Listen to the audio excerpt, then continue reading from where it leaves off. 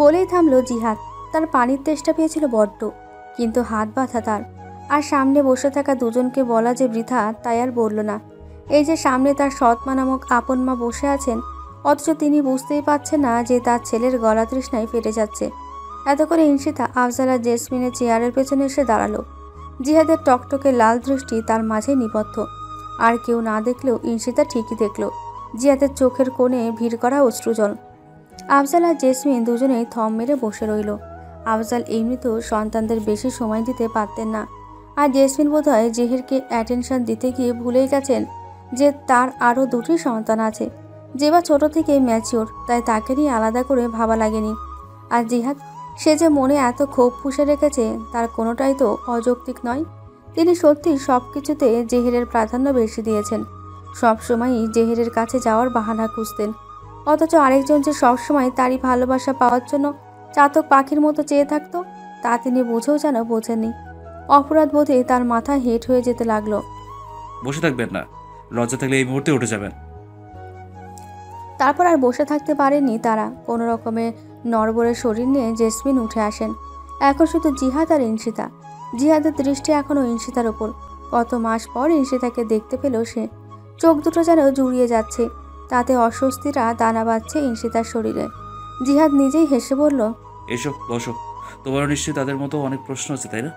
বলো বলো, সবার প্রশ্ন উত্তর দেওয়ার জন্য তো আমার আশা। ইনশিতা একবার বাইরে গিয়ে ফিরে আসলো হাতে গ্লাস নিয়ে, এনে জিহাদের সামনে রাখে। জিহাদ এতেই যেন চরম তৃপ্তি বোধ করে। এই মেয়েটা আজ তার জীবনে থাকলে ছোট্টবেলার সব কষ্ট ভুলে যেত নিমেষেই। সাজিয়ে রাখার জন্য কি পানি এনেছো নাকি? দেখছো না আমার হাত বাঁধা? জিহাদ কি চায় তা সে বুঝতে পারল। ইতস্তত করতে লাগলো ইনশিতা। তবুও মানবিকার খাতিরে সে গ্লাস নিয়ে কয় যে কেউ জিহাদকে জেহের বলে ভুল করবে।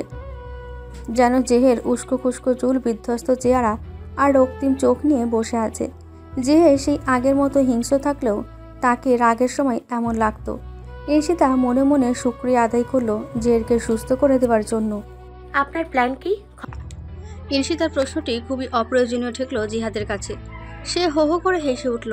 হাসতে হাসতেই বলল, প্ল্যান? তাও আবার আমার? কি যে বলো না ইনশিতা। খবরদার ওই মুখে আমার নামটাও নেবেন না। ইনশিতা ঝাঁঝালো গলায় বলল কথাটা। হাসি থামায় জিহাদ। ঘাটটাকে হালকা কাত করে তাকায় সে। জিহাদের এমন কাজে ইনশিতার বুকের ভেতরটা ধক করে উঠল। ৬-৭ মাস আগে জেহেরকে দেখছে যেন সে। ভয়ে ইনশিতা সামনের গ্লাসটির অবশিষ্ট পানি ঢকঢক করে পান করলো। জিহাদ ঘাড় কাত করেই হাসলো। তার এঁটো পানি খেয়েছে ইনশিতা। এই মুহূর্তে সত্যি জিহাদকে মারাত্মক ভয়ানক লাগছে। ইনশিতার ঘাম ছোটানো ভয়ে চুপসে যাওয়া মুখটা দেখল কতক্ষণ জিহাদ। তারপর বলে উঠল, আমাকে দেখে জেহেরকে মনে পড়ে গেল, তাই না? ইনশিতা তৎক্ষণাৎ তাকালো জিহাদের দিকে। জিহাদ কি করে জানলো? তোমাকে দেখে বোঝা যাচ্ছে কতটা ভয় পাচ্ছ, বাট চিন্তা নেই, আমি জেহেরের মতো না। আজে বাজে কথা রাখুন আর বলুন আপনি এমন কেন করেছেন? জিহাদ অবাক হওয়ার ভঙ্গিতে বলল। আমি আবার কি করলাম? বিরক্তিতে ইনশিতা মুখ দিয়ে কারান্ত শব্দ তুলল। জানেন না কি করেছেন? এই যে জেহেরকে মারা, আমাকে জোর করে তুলে নেওয়া, এইসব আপনি কেন করেছেন? বাবাকে কেন মারতে চেয়েছিলেন? একটু আগে তো শুনলেই জেহেরকে কেন মারতে চেয়েছি, তাহলে এক প্রশ্ন বারবার করছো কেন? মা জেহেরকে একটু বেশি না হয় ভালোবেসেছিল, এই সামান্য কারণেই আপনি জেহেরকে মারতে চেয়েছেন? জিহাদ শক্ত গলায় বলল, এটা মোটেও সামান্য কারণ নয় ইনশিতা। তুমি তো মা বাবার সঙ্গ পেয়েছো ছোট থেকেই, তাই তুমি বুঝছো না। আমি ছোট থেকেই বাবার আদর পাইনি, মায়ের আদর যতটুকু পেয়েছি পরবর্তীতে সব জেহের ছিনিয়ে নিয়েছিল। এতে জেহেরের কি দোষ? জেহের তো তখন মাকে দেখতে পারেনি, এখনো না। জেহের অসুস্থ থাকায় মা শুধু ওর প্রতি একটু বেশি অ্যাটেনশন দিয়েছে, ব্যাস। তো জেহের কি দোষ করলো? ওর দোষ, ও কেন জন্ম নিল পৃথিবীতে? ও আসার পর থেকেই সবকিছুই ছিনিয়ে নেয় আমার থেকে। প্রথমে আমার আপন মাকে, তারপর সৎ মা, আর তারপর তারপর আমার ভালোবাসা তুমি কে। ইনশিতা তাচ্ছিল্য সহকারে বলল, ভালোবাসা? সিরিয়াসলি আপনি আমাকে ভালোবাসেন? হ্যাঁ, আপনার কাছে মনে হচ্ছে না এটা পৃথিবীর সেরা জোক? আমাকে যদি সত্যি ভালোবেসে থাকতেন তাহলে নোংরাম করতে চেয়েছিলেন কেন? আমি এটা করতে চাইনি ইনশিতা, আমি সত্যি তোমাকে ভালোবেসেছি, ইভেন এখনো বাসি। ও প্লিজ, দয়া করে নোংরামুখে ভালোবাসার রূপ দেবেন না। জিহাদ অস্থির হয়ে বলল, ইনশিতা বিশ্বাস করো, তখন আমার মাথায় পাগল ভর করেছিল। আমি সত্যি এমনটা করতে চাইনি। নয়নিকার কথায় আমার যে কি হলো, ব্রেন ওয়াশ হয়ে গিয়েছিল একদম। তোমাকে পাওয়াটা মুখ্য হয়েছিল তখন। যে করে হোক রেপ। জিহাদকে থামিয়ে ভ্রু কিঞ্চিত কুচকায় ইনশিতা। এক মিনিট, নয়নিকা মানে? নয়নিকা কেন এমন আইডিয়া দেবে? ও কখনোই এমনটা চাইবে না, সব আপনার প্ল্যান, আমি বুঝি। সত্যি বলছি আমি। যেভাবেও জিজ্ঞেস করে দেখো, নয়নিকা এসব করতে বলেছিল। আমি প্রথমে সায় দেইনি, ওই আমাকে বারবার বলতো। পরে ভেবে দেখলাম এমন করলে তোমাকে পাওয়াটা আরো সহজ হবে, তাই এমন করেছিলাম। তাহলে নয়নিকাকে মারলেন কেন? নয়নিকা যেহেতু আপনার সাহায্য করতে চেয়েছিল, তাহলে ওকে কেন এত নৃশংসভাবে হত্যা করলেন? আর জেবা কোথায়? ও একজন বিশ্বাসঘাতক, তাই যেবার খবর জানি না। আমার কেন যেন মনে হচ্ছে আপনি নিজেই নয়নিকাকে ফুসলিয়েছেন। না হলে নয়নিকা কখনোই আমার ক্ষতি করতে চাইতো না। কি বলে ফুসলিয়েছেন ওকে বলুন? কি এমন বলেছিলেন যে নয়নিকা তার বেস্ট ফ্রেন্ডের এত বড় ক্ষতি করতে চাইলো?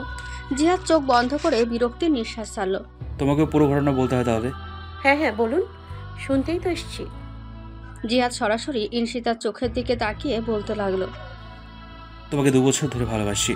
যখন থেকে ভালোবাসি তখন থেকেই তোমাকে নিজের লাইফ পার্টনার হিসেবে চাইতাম। ইনশিতা থামিয়ে দিয়ে বলল, লাইফ পার্টনার না বলে বেড পার্টনারই বলতে পারতেন। ইজতে প্লিজ, আমার ভালোবাসাকে খারাপভাবে দেখবে না। খারাপ কাজ করলে খারাপভাবে দেখা অস্বাভাবিক কিছু নয়। জিহাদ ওই প্রসঙ্গে কথা বাড়ালো না। তোমাকে যখন জেহের বিয়ে করতে চায় তখন আমার খুব রাগ হয়। তোমার বাবাকে জেহের নামে উল্টোপাল্টা বলি, যাতে তোমাকে বিয়ে না দেয়। তবে তোমার বাবা পরে উত্তর দিকে হাঁটা শুরু করে, তাতে আমার রাগ হয়। এই জন্য সুযোগ করছিলাম তোমার বাবাকে শাস্তি দেওয়ার। কেউ যদি আমার পছন্দের বাইরে কাজ করে তাকে আমি ছাড় দিই না কখনোই। তাই যেদিন নয়নিকাকে মারি সেদিন তোমার বাবাকেও মারতে বাসে চাই, তবে পুরোপুরি মারতে পারিনি, আশেপাশে মানুষ এসে যাওয়ায়। ওই দিন আমি জেহেরের সাথে মিলিয়েই ড্রেস আর লেন্স পরেছিলাম, যার কারণে তোমার মা আমাকে জেহের ভেবে নেয়। জঘন্য আপনি। জিহাদ বাঁকা হাসে তাতে। তোমাকে না পেয়ে যখন আমি পাগল হয়ে যাই তখন নয়নিকা এসে হাত মেলায় আমাদের সাথে। জেবা আগে থেকেই আমার সাথে ছিল। রাবিদকে জেবা ভালোবাসে।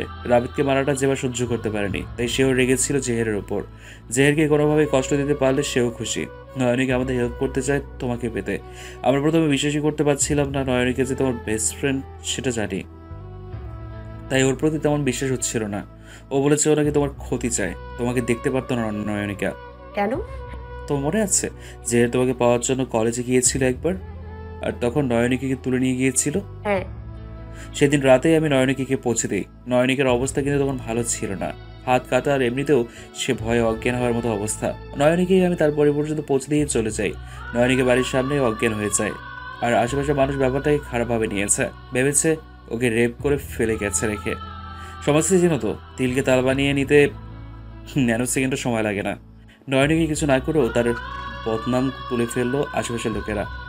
আর সেই থেকে নয়নিকে রাগ তোমার প্রতি। তার নামে এত বড় কলঙ্কে দাগের জন্য সে তোমাকে দায়ী করে, ভাবে তোমার জন্য তো জেহের ওকে তুলে নিয়ে গিয়েছিল।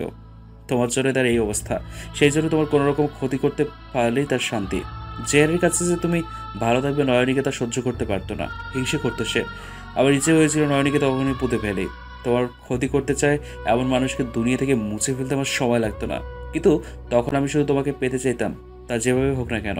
নয়নিকা আমাকে বুদ্ধি দিয়েছিল যে তোমাকে তুলে এনে রেপ করে যেন, এতে তুমি সম্মানের ভয়ে আমাকে বিয়ে করবে, যেবার না করে দিয়েছিল। আমার ওই প্রস্তাব ভালো লাগেনি। তোমার কোনো ক্ষতি ছাড়াই তোমাকে পেতে চাইতাম, কিন্তু নয়নিকে প্রতিদিন এই ব্যাপারটা নিয়েই ঘ্যান ঘ্যান করতো। তা আমার মাথায় সেট হয়ে গেল। আমি ভাবতে থাকি যে ওটাই হয়তো ঠিক হবে। আসলে তোমাকে কিভাবে নিজের করে পাবো সেটাই আসল লক্ষ্য হয়েছিল আমার, যার কারণে আমার নিচু কাজ করতে দ্বিধাবোধ হয়নি। জেবা চাইছিল না কিছুতেই, পরে নয়নিকে ওর ব্রেন ওয়াশ করিয়েছে। সে বলেছে তোমাকে রেপ করলে জেহের কষ্ট পেয়ে পেয়ে মরবে, আর জেহেরের কষ্টে যেহেতু জেবা চায় সেহেতু এই পথটাই বেস্ট। জেবাও পরে সাজা নিয়েছে। তার নয়নিকে প্ল্যান করলো তোমাকে কোনোভাবে জেহেরের বাগান বাড়ি থেকে বের করে আনবে। সেটাও হলো। তারপর তোমাকে কোনো জোর করা ছাড়াই তুলে নিয়ে যায়। কিন্তু আমি চেয়েছিলাম ওই দিনে বিয়ে করে নিই তোমায়, তাহলে কোনো কষ্ট পেতে হতো না তোমার। কিন্তু তুমি যখন বিয়ে করতে চাইছিলে না, বারবার জেহারের কাছে যেতে চাইছিলে, তখন আমার রক্ত গরম হয়ে গিয়েছিল, তাই তোমায়। ইনশিতা শুধু হতভম্ব হয়ে তাকিয়ে রইল। নয়নিকা প্রতিশোধ নেওয়ার জন্য এমন একটা জঘন্য কাজ করতে চেয়েছিল। ওকে মেরেছিলেন কেন? যখন দেখলাম তোমাকে পাইনি তখন নয়নিকের উপরে রাগ চেপে গেল আমার। আর এমনি তো তখন নয়নিকের প্রয়োজন ফুরিয়ে এসেছিল। নয়নিকে বেঁচে থাকলে তোমার আরও কোনো বড় ধরনের ক্ষতি করে বসতো, আর যে তোমার ক্ষতি করবে তাকে মেরে ফেলবো, তা কি হয়? হ্যাঁ, মেরে ফেলবো না? তাই নয়নাকে কষ্ট দিয়ে মেরেছি, আর সেই খুনটা জেহেরের উপর চাপাতে চেয়েছি। ভেবেছি জেহের জেলে গেলে তোমাকে পাওয়া যাবে কোনো বাধা ছাড়াই, কিন্তু পেলেন না তাই তো? আরে আপনি যদি আমাকে জোর করেও নিয়ে যেতেন না, তাও আপনাকে কোনোদিন মানতাম না আমি। ভালোবাসা তো দূর। তুমি শুধু সবসময় আমার কাছে থাকলেই হতো। আমার ভালোবাসা লাগবে না তোমার, আমার ভালোবাসা দিয়েই সবটুকু পূরণ করতাম। কথাটি খুব ধীরে সুস্থে মাতাল চাহনিতে তাকিয়ে বলল জিহাদ। এই কথার পর ইনশিতার বসে থাকতে অস্বস্তি হচ্ছিল খুব। ইনশিতা, জিহাদের মাদকতা ভরা কণ্ঠে ইনশিতার নাম শুনে তার বসে থাকতে আর ইচ্ছে হলো না। ইনশিতা ওঠার আগেই জিহাদ বলল, খুব ভালোবাসি তোমায় ইনশিতা, তোমাকে আপন করে নাও আমাকে। আমাকে একটু ভালোবাসো প্লিজ, একটু ভালোবাসা চাই আমার ইনশিতা। ইনশিতার কোনো ফিল হলো না এই কথা শুনে। জিহাদ তাকে ভালোবাসে ঠিক, এটা ইনশিতা নিজেও বুঝতে পারছে, তবে ভালোবাসার ধরনটা মোটেও গ্রহণযোগ্য নয়। ভালোবাসা পাওয়ার জন্য জিহাদ খুব নোংরা উপায় বেছে নিয়েছে। সে তো পারত রাফিদের মতোই ভালোবাসাকে মুক্ত করে দিতে, কিন্তু না, ভালোবাসাটা যেন তার জেদে পরিণত হয়েছে, আর সে জেদ মেটাতে যে কোনো কিছুই করতে চাইতো। ইনশিতার এটাই ভালো লাগলো না। কেন সে রাফিদের মতো পরিস্থিতিকে মেনে নিতে পারেনি? কেন এত বিকৃত উপায় বেছে নেওয়া? ইনশিতা উঠে পড়লো যাওয়ার জন্য। জিহাদ যেন এতে আরো অস্থির হয়ে বলল, একটু ইনশিতা, আর একটু বসো না প্লিজ, আর একটু বসো। আমি কিছু বলবো না, আর শুধু একটু বসো ইনশিতা। ইনশিতা এবার কণ্ঠে তেজ ঢেলে বলল, কেন? বসিয়ে রেখে কি করবেন? চোখের ক্ষুধা মেটাবেন? চোখ দিয়ে গিলে খাবেন তাই তো? ভুল ভাবছি ইনশিতা, আমি এমনটা ভাবতেও পারি না ইনশিতা, প্লিজ। জিহাদের চোখের কোণে জল টলমল করছে, যে কোনো মুহূর্তে গড়িয়ে পড়তে পারে। ইনশিতা ঠায় দাঁড়িয়ে রইল। জিহাদ চেষ্টা করছে চোখের পানিটুকু আড়াল করতে। সে চাইছে না কোনোভাবেই ইনশিতা তার দুর্বলতা দেখুক। ঘাড় এদিক ওদিক নাড়িয়েও চোখের পানি নিয়ন্ত্রণে আনতে পারছে না। বেহায়া জল উল্টো এতে আরোই বাড়ছে। জিহাদ তখন রাগ নিয়ে চেঁচিয়ে চেঁচিয়ে দারোগার উদ্দেশ্যে বলতে লাগলো, হাত খুলে দিলে কি আমি পালিয়ে যেতাম নাকি? তোকে কাছে পাই, বাপের নাম ভুলিয়ে দেবো সারা। বলতে বলতে এক ফোঁটা জল গড়িয়ে পড়লো তার চোখের কোল ঘেঁষে। মুহূর্তে মাথা নিচু করে ফেললো জিহাদ। এবার তার সত্যিই খুব দুর্বল লাগছে। ইনশিতা ব্যাগ থেকে রুমাল বের করে জিহাদের কাছে এগিয়ে আসলো। ইনশিতার উপস্থিতি টের পেয়েও জিহাদ মাথা তুলল না। তার ভাবনা ছিল ইনশিতার রুমাল দিয়ে তার চোখের জল মুছে দেবে, কিন্তু তার ভাবনাকে ভুল প্রমাণ করে দিয়ে ইনশিতার রুমালটা টেবিলের ওপর রেখে দেয়। ছাড়া পেলে মুছে নেবেন বলে চলে যেতে নাই ইনশিতা। জিহাদ এবার মাথা তুলে অসহায় চোখে তাকায়, কাতর গলায় বলে, কেউ না যান প্লিজ। ইনশিতা পেছন ফিরে তার দিকে তাকিয়ে বলে, পরবর্তীতে কাউকে ভালোবাসলে ভালোবাসাকে মুক্ত করে দিতে শিখবেন, খারাপ পথ বেছে নেবেন না। তুমি ছাড়া আর কাউকে ভালোবাসার কথা ভাবনা তো আসে না ইনশিতা, আমি তোমায় সত্যি খুব ভালোবাসি। ভালোবাসার পদ্ধতিটা ভুল ছিল। জিহাদ কান্না আসা গলায় চেঁচিয়ে বলল, আবার 2 বছর ভালোবাসাটাকে কেন দেখছো না? আমার ভালোবাসাটা নোংরা ছিল না ইনশিতা, এমনভাবে বলো না প্লিজ ইনশিতা, একটু বসো, ছেড়ে যেও না, দোহাই তোমার। ইনশিতার ঠোঁটে একটু হাসি ফুটে উঠল, তার ছেলের হাসি। এমনভাবে সে একদিন জিহাদের পায়ে পড়ে দোহাই দিয়ে বলেছিল ছেড়ে দিতে, আজ সে জিহাদ দোহাই দিচ্ছে ছেড়ে না যাওয়ার। অদ্ভুত। ইনশিতা দ্রুত পায়ে চলে আসলো। তার কলেজে যেতে হবে এখন। জেহেরকে তখন ফোন করে জানাতেও ভুলে গিয়েছিল। ফোন বের করে জেহেরকে ফোন দিয়ে বলে সে একটু আগেই কলেজে পৌঁছেছে, চিন্তা না করতে। ওপাশ থেকে জেহেরের কোনো আওয়াজ না পেয়ে ইনশিতা কেটে দেয়। ট্যাক্সি নিয়ে চলে কলেজের পথে। বিষাদে ছেয়ে আছে তার মনটা। নয়নিকার কাজে সে একটুও সন্তুষ্ট নয়, তবুও দোয়া করে যাচ্ছে মৃত নয়নিকার জন্য। যতই হোক, সে তো নয়নিকাকে বেস্ট ফ্রেন্ড ভেবেছিল। জিহাদ ইনশিতার গমন পথে অসহায় দৃষ্টি মেলে শুধু তাকিয়েছিল। তার কিছুই করার নেই, ভালোবাসা সে হারিয়েছে সারা জীবনের জন্য। এখন আর চোখের জল ঢাকতে ইচ্ছে হচ্ছে না। তাদের কি দোষ? আপন মনে গড়িয়ে পড়ুক তারা, কোনো বাধা নেই। ইনশিতা ট্যাক্সি থেকে নেমে কলেজের গেটের কাছে আসতেই থমকে গেল। গেটের সামনে জেহেরের গাড়ি দাঁড় করানো, আর তার সামনে জেহের ঠেস দিয়ে দুহাত বুকের সাথে ভাঁজ করে দাঁড়িয়ে আছে। ভয়ে ইনশিতার মেরুদণ্ড দিয়ে শীতল স্রোত বয়ে গেল। সে তো জেহেরকে মিথ্যে বলেছিল, এখন যদি জেহের জিজ্ঞেস করে তাহলে কি উত্তর দেবে? ইনশিতাকে দাঁড়িয়ে থাকতে থেকে জেহের এগিয়ে আসে এবং আশ্চর্যজনকভাবে সে কিছুই বলল না। উল্টো ইনশিতার কপালে লম্বা চুমু দিয়ে বলল, মনোযোগ দিয়ে ক্লাস করবে কেমন? আমি আসবো নিতে। ইনশিতা অবাকে চূড়ান্ত পর্যায়ে পৌঁছে গেছে। ইনশিতা খেয়াল করলো জেহেরের শরীর মৃদু কাঁপছে, তার চোখে দাও দাও করে আগুন জ্বলছে যেন। এই আগুন ক্রোধের, যেন সে নিজেকে ঠান্ডা রাখার প্রচেষ্টা চালাচ্ছে। যে চলে গেল সঙ্গে সঙ্গেই, আর ইনশিতা থম মেরে রইল। কলেজ শেষে ইনশিতা গেটের সামনে দাঁড়িয়ে থাকে 10 মিনিট। জেহেরের আসার খবর নেই। ইনশিতা ভাবলো সে ট্যাক্সি করে চলে যাবে। ঠিক সেই মুহূর্তে জেহের গাড়ি এসে থামে তার সামনে। ইনশিতা উঠে পড়ে। ইনশিতা দেখে জেহের গাড়ি না চালিয়ে এক ধ্যানে তাকিয়ে আছে তার দিকে। জেহেরকে এবার সে ভালোভাবে পর্যবেক্ষণ করে। তাকে খুব অগোছালো লাগছে। চোখ মুখ কেমন যেন দেখাচ্ছে। বড় বড় নিঃশ্বাস ফেলছে বারবার। ঘোলাটে নীল চোখ। আপনার কি হয়েছে? দেখতে কেমন যেন লাগছে। কি ইনশিতার কথা শেষ হতে না হতেই জেহের তাকে জড়িয়ে ধরলো। হতভাগ ইনশিতা। জেহের শক্ত করে জড়িয়ে ধরে ইনশিতাকে নিজের কোলে এনে ফেললো। করছেন? ব্যথা পাচ্ছি। জেহেরের হাতের বাঁধন আরো শক্ত হলো। বলতে লাগে, আমাকে ছেড়ে কোথাও যাবে না, কোনোদিনও না। আরে কোথায় যাব? কি সব যাতা বলছেন? মাথাটা পুরো গেছে নাকি? ইনশিতার মুখটা জেহের দুহাতে তুলে বলল, বলো আমাকে ছেড়ে কোনোদিনও যাবে না, আমাকে সবসময় ভালোবাসবে, আমাকে খুব ভালোবাসবে রোজ। সবকিছু ইনশিতার মাথার ওপর দিয়ে যাচ্ছে। ইনশিতাকে চুপ দেখে জেহের জোরে ধমকে উঠল। কি হলো বলো? জেহেরের ধমকে কেঁপে ওঠে ইনশিতা। সামলে উঠে মিনমিন করে বলল, আপনাকে ছেড়ে যাব কেন? আপনাকে আমি ভালোবাসি জেহের। আপনাকে ছাড়ার কথা এই জন্মেও ভাবতে পারি না। জেহের স্বস্তি পেল এই কথায়। ইনশিতার মাথা বুকে চেপে একা একা বিড়বিড় করতে লাগে সে। আমিও তোমাকে ভালোবাসি রোজ, খুব বেশি ভালোবাসি। তোমাকে আর কেউ ভালোবাসতে পারবে না। যে বাসবে তাকে শেষ করে দেবো আমি, সব শেষ করে দেব। বিড়বিড় করতে করতে সে গাড়ি স্টার্ট দিল। ছাড়ুন, বসবো। জেহের ছাড়ল না। এক হাতে ইনশিতাকে শক্ত করে জড়িয়ে ধরে নিজের কোলে বসেই গাড়ি চালালো বাড়ির রাস্তায়। রাতে জেসমিন চৌধুরীকে দেখা গেল প্রায় উদ্ভ্রান্তের মতোই কোথাও একটা ছুটে যেতে। একটু আগে ল্যান্ডলাইনে কল এসেছিল।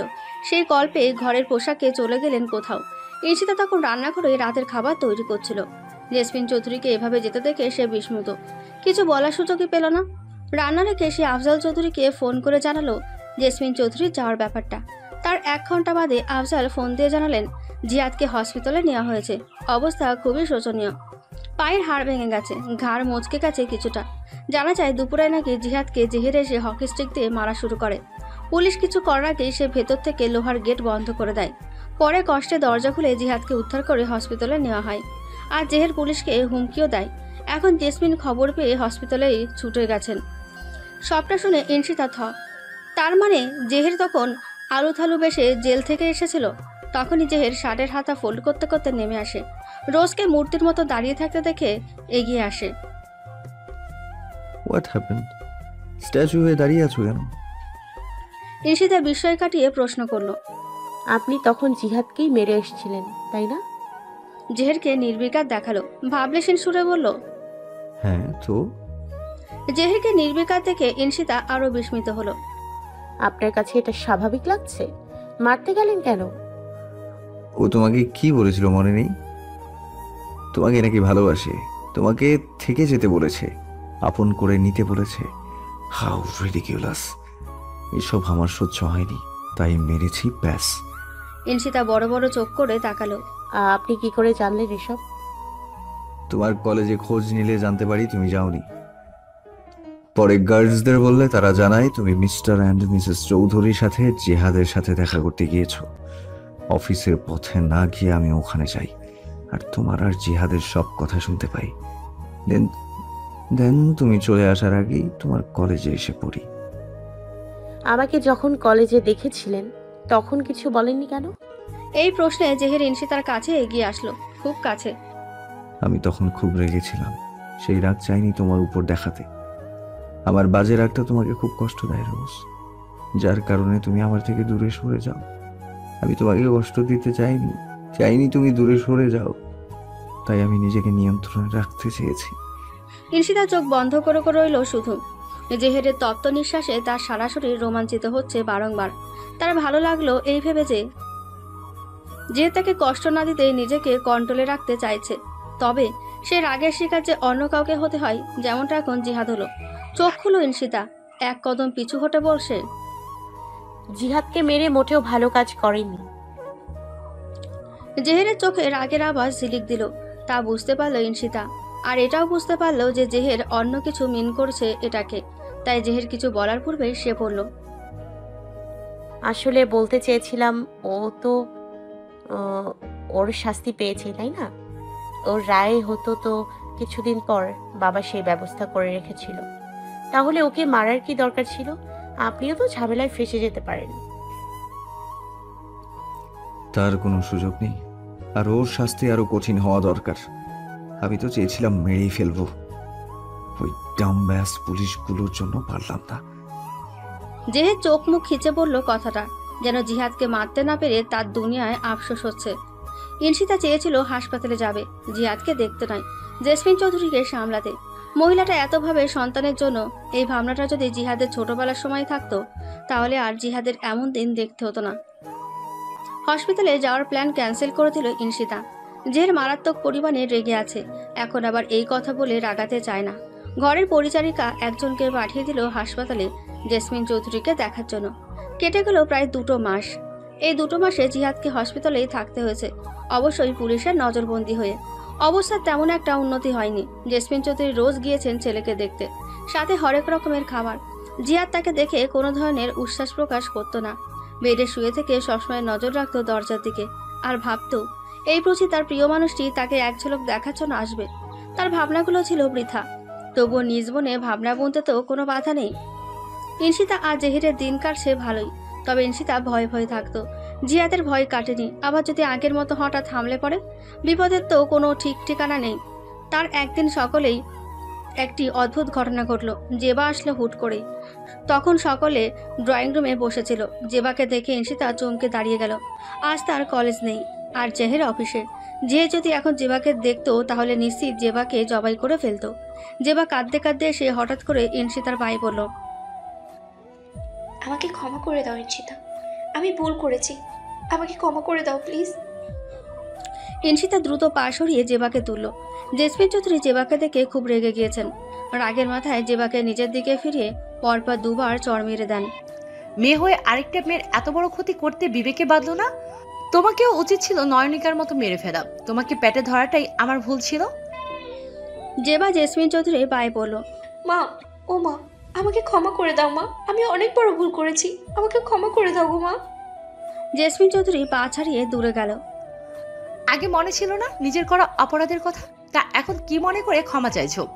এটাও কোনো প্ল্যান নয় তো তোমাদের? জেবা জোরে জোরে মাথা নাড়ালো। মা বিশ্বাস করো, আমি মন থেকে ক্ষমা চাইছি। আমার অপরাধ, আমি কুড়ে কুড়ে খাচ্ছিল এতদিন, কিছুতেই শান্তি পেলাম না। এতদিন আমি রংপুরের বাসায় ছিলাম, সব কিছু থেকেও যেন কিছুই ছিল না আমার। ঘুম হারাম হয়ে যেত। আমি প্রায়শই আমার ভুলের জন্য প্রায়শ্চিত্ত করতে চাই। আমাকে ক্ষমা করে দাও মা। যার সাথে অন্যায় করেছো তার কাছে ক্ষমা চাও। জেবা বসা থেকেই ইনশিতার পা ধরল আর বারবার বলতে লাগলো ক্ষমা করে দেওয়ার জন্য। ইনশিতা অপ্রস্তুত বোধ করলো। জেবাকে ছাড়িয়ে তাকে সোফায় বসিয়ে দিল। 1 গ্লাস পানি এনে তাকে খাইয়ে দিল। তার পাশে বসে বলে, তুমি মন থেকে ক্ষমা চেয়েছো, এটাই অনেক। আল্লাহর কাছে ক্ষমা চাও, উনি নিশ্চয়ই ক্ষমা করে দেবেন। জেসমিন চৌধুরী ইনশিতাকে সাবধান করার গলায় বললেন, একে একদম সুযোগ দেবে না ইনশিতা। লাই পেয়ে পেয়ে দেখবে আরো ক্ষতি করার সুযোগ পাবে। জেবা মাথা নিচু করে কাঁদছে। ইনশিতা ইশারায় মাকে শান্ত হতে বলে। জেসমিন চৌধুরীকে একপাশে নিয়ে বলে, ও আপনার মেয়ে মা, ভুল করেছে, এখন ক্ষমাও চেয়েছে, ক্ষমা করে দিন না। আমার বিশ্বাস ও আর এমন ভুল করবে না। ইনশিতা দেখো, আপনি তো ওর মা, একবার ক্ষমা করে দেখুন, একবার ওর মাথায় হাত বুলিয়ে দিন। এতটা মাস অপরাধ বোধ মাথায় নিয়ে মেয়েটা বেঁচে ছিল, এটাই অনেক। জান মা, একবার ওর পাশে বসে ওকে কাছে টেনে নিন। জেসমিন চৌধুরী দীর্ঘশ্বাস ফেলেন। ধীর পায়ে এগিয়ে গেলেন জেবার দিকে। এই মেয়েটা তো তার পেটের, একবার ক্ষমা করে দেওয়াই যায়, কিন্তু যা অপরাধ করেছে তাতে সময়ও লাগবে ক্ষমা করতে। জেবার পাশে বসে তার হাত ধরতেই জেবা হাউমাউ করে কেঁদে উঠে জেসমিনকে জড়িয়ে ধরে। ইনশিতা স্বস্তির নিঃশ্বাস ফেলে। একটু বাদে কলিং বেল বেজে ওঠে। ইনশিতা গিয়ে দরজা খুলতে তাকে রাফিদ দাঁড়ানো।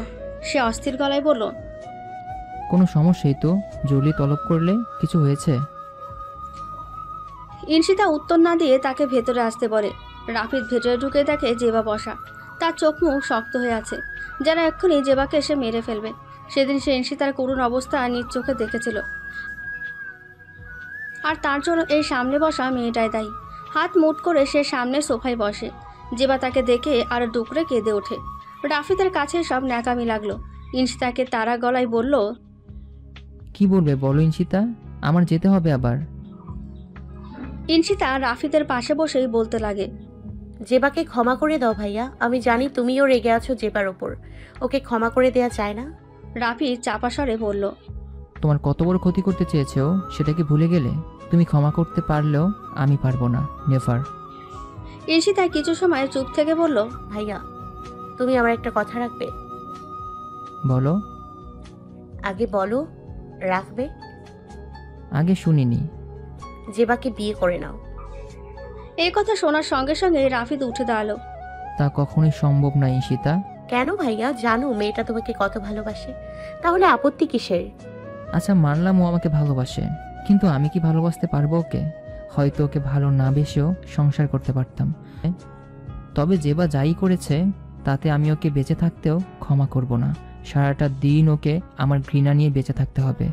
আর আমার মা বাবাও জেবাকে প্রচণ্ড ঘৃণা করে।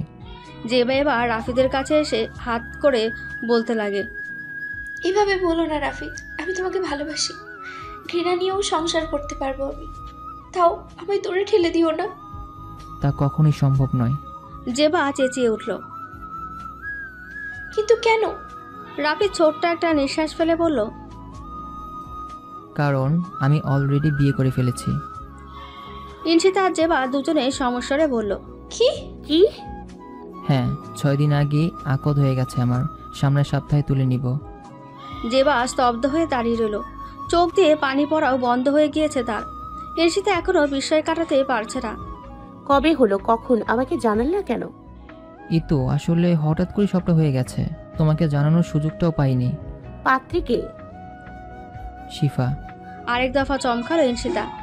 জেবা এসে ক্রোধান্বিত হয়ে রাফিদকে ধরে ঝাঁকাতে ঝাঁকাতে বলল, শিফা একটা লোভী মেয়ে রাফিদ, ও আগে জের ভাইয়ের পিছু পিছু ঘুরতো, একটা লোভী মেয়েকে কি করে বিয়ে করতে পারলে? রাফিদ জেবার হাত ছাড়িয়ে ধাক্কা দিল তাকে। ছিল, লোভী মেয়ে ছিল, তবে সেটা আরও 1 বছর আগের কথা। এখন সে না লোভী না অশ্লীল, তার সাথে আমার সংসারটা শুরু হবে, দোয়া করিও। জেবার আগে থরথর করে কাঁপছে, তখন চিল্লিয়ে চিল্লিয়ে বলল, ওই মেয়েটাকে আমি মেরে ফেলবো, আমার ভালোবাসা ছিনিয়ে নিয়েছে, তাকে আমি শেষ করে ফেলবো। বলেই সে বেরিয়ে যেতে নাই। রাফিদ জেবার হাত ধরে আটকায়, ছুঁড়ে মারে সোফার ওপর।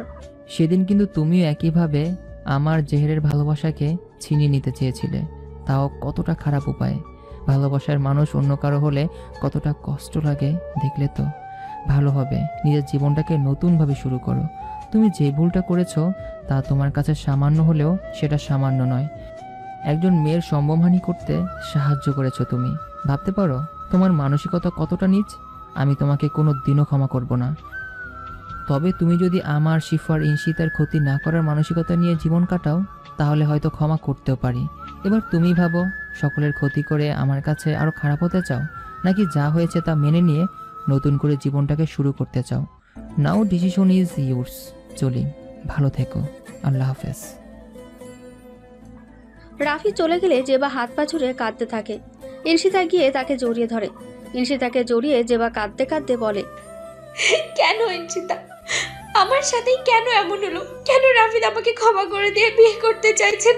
কেন? ইনশিতা জেবার মাথায় হাত বুলিয়ে দিতে দিতে বলে, যা হবার হয়ে গিয়েছে জেবা, এখন তোমার আমার কারোরই সাধ্য নেই ভাগ্য বদলানোর। মেনে নাও জেবা, হতে পারে পরবর্তীতে রাফিদের থেকেও ভালো কোনো জীবনসঙ্গী পেয়ে যাবে। আচ্ছা তুমিই ভাবো, রাফিদ তোমাকে ভালোবাসে না, উল্টো তোমাকে ঘৃণা করে। এখন যদি সেই ঘৃণা নিয়েই রাফিদের সাথে সংসার করো, তাহলে তুমি ভালো থাকতে পারবে তো? তুমি হয়তো আবেগের বশে বলবে তুমি পারবে, আবেগ দিয়ে কিন্তু এই জগৎ চলে না, ভাবতে হয় বাস্তবতা দিয়ে। সংসারের কয়েকদিন পর যখন দেখবে রাফিদ তোমাকে আগের চেয়েও বেশি ঘৃণা করবে, তখন তুমি নিজেই অতিষ্ঠ হয়ে যাবে। তোমার কাছে সব বিষাক্ত লাগবে, সংসার তো হবেই না, বরং তুমি তখন আত্মহত্যার পথ বেছে নেবে। ইনশিতা জেবাকে সামনে এনে আবার বলল, তাহলে তুমিই ভাবো, দিনে দিনে মরণ যন্ত্রণার সাথে বসবাস করার চেয়ে উত্তম নয় কি সেই যন্ত্রণা থেকে দূরে থাকা, তাহলে তুমিও রাফিদের থেকে দূরে থাকবে। জঘন্য ঘৃণ কাজ করে শুধু শুধু কি পাপের বোঝা বাড়ানোর দরকার? ঘৃণ কাজ করে শুধু শুধু দরকার কি পাপের বোঝা বাড়ানোর? নিজের জীবন শুরু করো নতুনভাবে। বলা তো যায় না কখন তোমার জীবনেও নতুন কারোর আগমনে রাফিদেরকেও ভুলে যাবে। পেছনের সব কষ্ট ছুঁড়ে মারো আর ভবিষ্যৎ ভেবে কাজ করো, ইনশাআল্লাহ সফল হবে।